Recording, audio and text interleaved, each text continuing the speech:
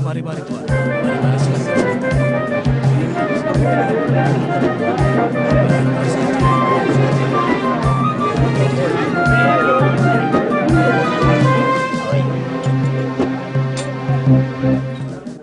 Wahai Abu Sufyan. Wahai Abu Sufyan. Ya, ada apa? Kami telah menjual seluruh barang dagangan yang kami bawa dari Mekah. Lalu apa yang kau tunggu? Cepat kau beli seluruh barang-barang yang ada di sini untuk kita jual kembali ke Mekah. Agar keuntungan kita bertambah. Benar.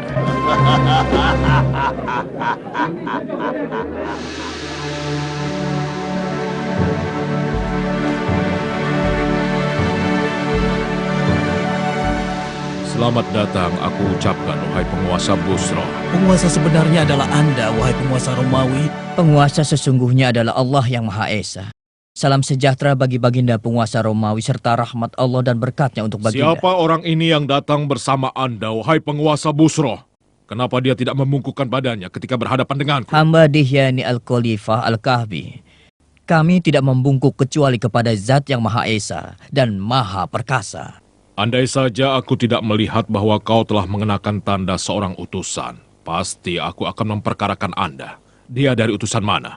Dia ini adalah utusan seseorang dari negeri Arab yang bernama Muhammad bin Abdullah, tuanku. Muhammad bin Abdullah. Orang itu yang mengaku sebagai nabi. Aku dengar dia mengatakan sesuatu mengenai kami sekitar 9 tahun yang lalu, ketika bangsa Persia mengalahkan kami. Bukan dia yang berkata, tapi Allah lah yang berkata. Bismillahirrahmanirrahim. Alif Lam Mim. Ghulibatur Rum. Fi adna al-ardi wa hum min ba'di ghalabihim sayaglibun. Fi bid'i sinin. لله الأمر من قبل ومن بعد ويومئذ يفرح المؤمنون صدق الله العظيم. Maha benar dia yang mengutus Anda untuk menyampaikan apa yang dia terima dari Tuhannya. Terbukti kami telah menang menghadapi Persia. Dan diriku telah berkaul bila menang menghadapi Persia, aku akan berjalan kaki dari Hom menuju Baitul Maqdis. Dan aku telah melaksanakan kaulku. Benarkah kalian bergembira atas kemenangan kami? Benar sekali. Karena kalian pemeluk agama Nasrani yang menyembah Allah. Sedang bangsa Persia adalah penyembah api, air, dan berhala. Oh, begitu. Baiklah, bawa kemari suratnya.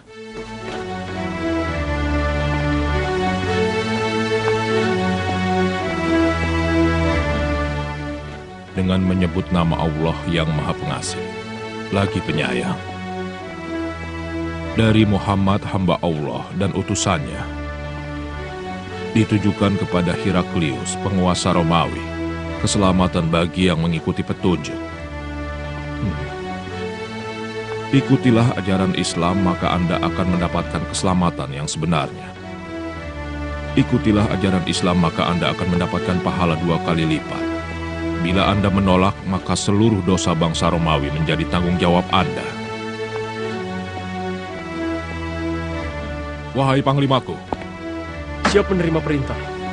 Aku dengar bahwa ada beberapa kabilah Muhammad yang berdagang di sini di Baitul Maqdis. Undang mereka kemari. Cepat, laksanakan. Siap laksanakan, tuanku. Sebentar lagi kita akan tahu kebenarannya. Mulailah menulis amar. Dengan nama Allah yang Maha Pengasih lagi Maha Penyayang. Ditujukan kepada Muhammad utusan Allah.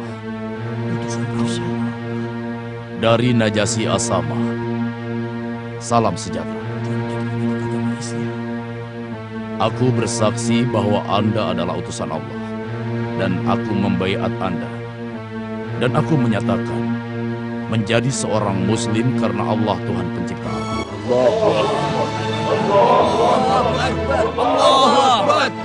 Kami sudah siapkan bahtera buat Anda dan saudara-saudara Anda yang hijrah ke sini untuk kembali bersama-sama ke Madinah. Ayo buah segar. Mari. Ya, silakan tuan, silakan. Apakah Anda yang bernama Abu Sufyan Syakir bin Harb Al-Umawi? Benar. Tuanku Kaisar Romawi ingin bertemu dengan Anda dan mereka yang beserta Anda. Untuk apa? Kami tidak melakukan kejahatan.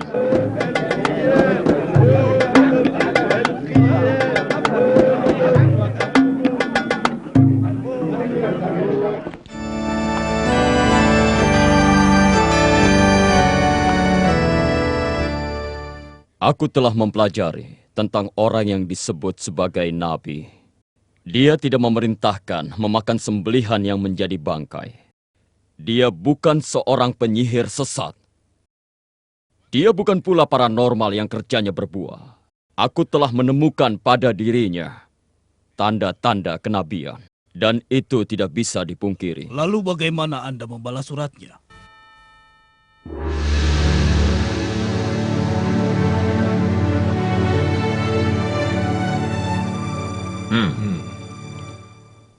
Siapa di antara kalian yang paling dekat hubungan kekeluargaannya dengan orang yang mengaku dirinya sebagai nabi? Hamba tuanku, tapi kami di Mekah tidak mengingkarinya dan menolak semua ucapannya. Mendekatlah kepadaku dan juga orang-orang yang bersama Anda.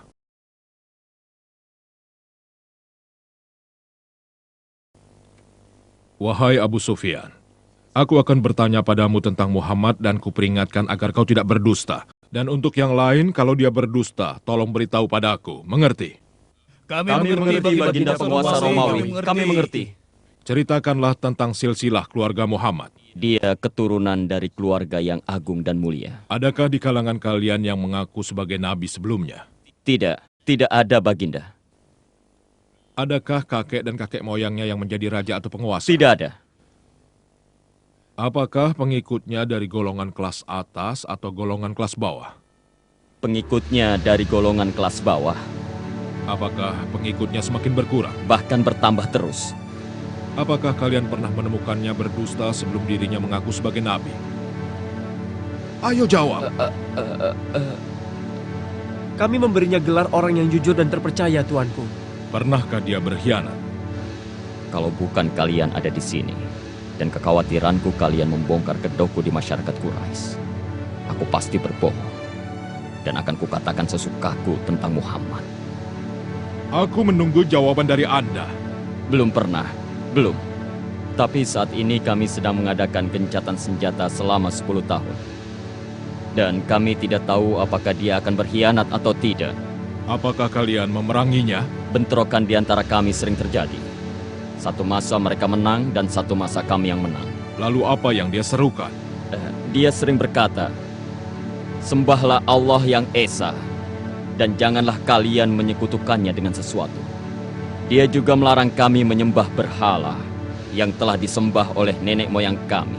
Dia memerintahkan kami sholat dan berlaku jujur, menjaga kehormatan, bersilaturahmi, menepati janji, dan juga menjaga amanah. Kalian dengar?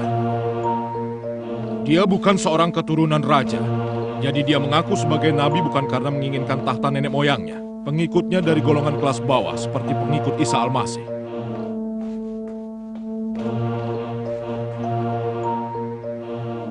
Dia tidak pernah berbohong pada manusia. Jadi kalau dia tidak berbohong pada manusia, mana mungkin dia berbohong pada Tuhannya? Dia memerintahkan jujur dan menjaga kehormatan dan menyerukan agar menyembah Tuhan yang satu. Aku mengetahui bahwa akan datang seorang nabi, namun aku tidak menyangka bahwa dia datang dari golongan kalian. Bila keterangan kalian benar, maka dia berhak memiliki tempat di mana aku berdiri. Bila diriku berada di sisinya, akan kucuci kakinya. Itulah yang akan aku lakukan bila aku bertemu dengannya. Ini tidak mungkin. Ini aneh. Diam kau.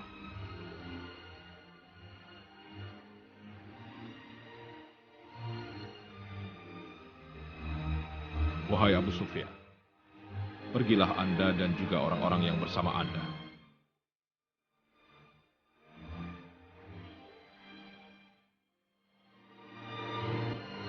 Tersenyumlah. Bergembiralah, wahai Dihya. Karena Heraklius, Kaisar Romawi, merasa takut terhadap Muhammad dan membutuhkan sihirnya. بسم الله الرحمن الرحيم إنك لا تهدي من أحببت ولكن الله يهدي من يشاء وهو أعلم بالمهتدين. صدق الله العظيم. بسم الله الرحمن الرحيم.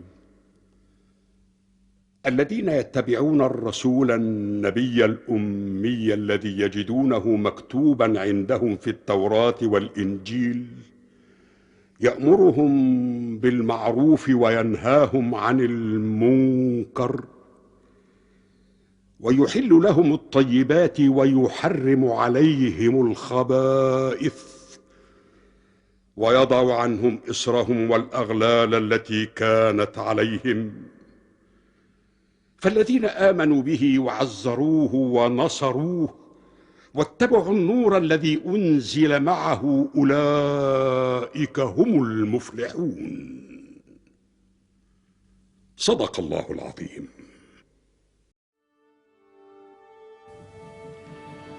Dengan menyebut nama Allah yang Maha Pengasih dan Penyayang, ditujukan kepada Muhammad utusan Allah dari Mukaukis penguasa Mesir. Salam sejahtera bagi Anda. Setelah saya membaca surat dari Anda dan telah saya pahami isi suratnya dan juga ajakan yang Anda tulis, saya telah mengetahui akan datang seorang nabi, dan nabi yang ditunggu-tunggu itu akan dibangkitkan di daerah Syam. Saya telah menghormati utusan Anda, dan saya persembahkan 2 orang budak wanita. Kedua budak wanita itu adalah wanita yang mempunyai kedudukan terhormat. Dan saya hadiahi seekor bahal untuk Anda kendarai, juga kain-kain yang indah. Wassalamualaikum.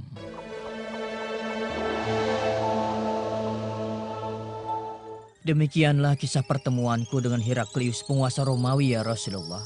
Beliau menyertakan kepulanganku dengan berbagai macam hadiah, harta, dan kain-kain yang indah. Demikian pula halnya dengan Mukaukis, penguasa Mesir. Beliau menyambutku dengan penghormatan yang luar biasa dan juga memberikan hadiah bermacam-macam untuk Anda, Rasulullah. Beliau mempersembahkan buat Anda 2 orang budak wanita yang di Mesir mempunyai kedudukan terhormat. Mereka adalah Maria dan Sirin. Dan mengenai Kisra penguasa Persia, dia telah merobek-robek surat Anda, ya Rasulullah.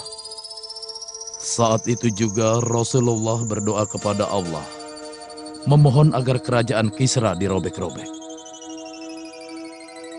Hei Muhammad, Yahin Shah, sang raja di Raja Kisra, memerintahkan Raja Bazan untuk menangkap Anda. Ayo bangunlah, bangunlah. Ikutlah bersama kami untuk menghadap Kisra. Bila Anda menolak ikut kami, maka bala tentara kami akan merubah dataran ini menjadi neraka. Meskipun dalam keadaan terancam, Rasulullah Shallallahu Alaihi Wasallam meminta kedua prajurit itu kembali menemui beliau keesokan harinya. Kenapa? Beri dia kesempatan untuk berpamitan dan mempersiapkan perjalanan yang amat panjang esok hari.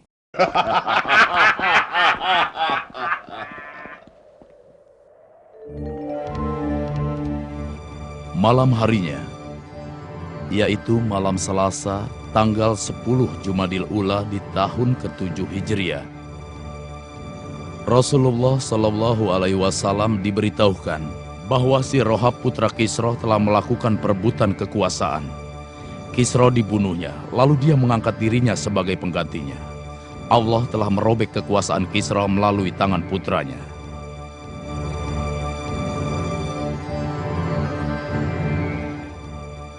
Keesokan harinya, Rasulullah memberitahukan mereka apa yang sudah terjadi. Sadarkah engkau atas ucapanmu, Muhammad? Apa kau ingin kami menyampaikan kepada raja semua ucapanmu itu? Rasulullah Shallallahu Alaihi Wasallam bersabda kepada keduanya, "Ya, dan kalian sampaikan kepada Badzan bahwa agamaku dan kekuasaanku akan melebihi apa yang telah dicapai Kisra." Dan ketika Badzan mengetahui kebenaran berita terbunuhnya Kisra di tangan si Rohab, kemudian Badzan dan orang-orang Persia yang berada di Yaman memeluk agama Islam. Tidak sampai 30 tahun semenjak Rasulullah mengirimkan utusannya kepada para penguasa, seluruh negeri yang dikirimi surat oleh Rasulullah, mereka semua memeluk agama Islam. Bismillahirrahmanirrahim. Qul ya ayyuhan nasu inni rasulullah ilaikum jami'a alladhi lahu mulku as-samawati wal ard لا إله إلا هو يحيي ويميت فآمنوا بالله ورسوله النبي الأمي الذي يؤمن بالله وكلماته واتبعوه لعلكم تهتدون صدق الله العظيم.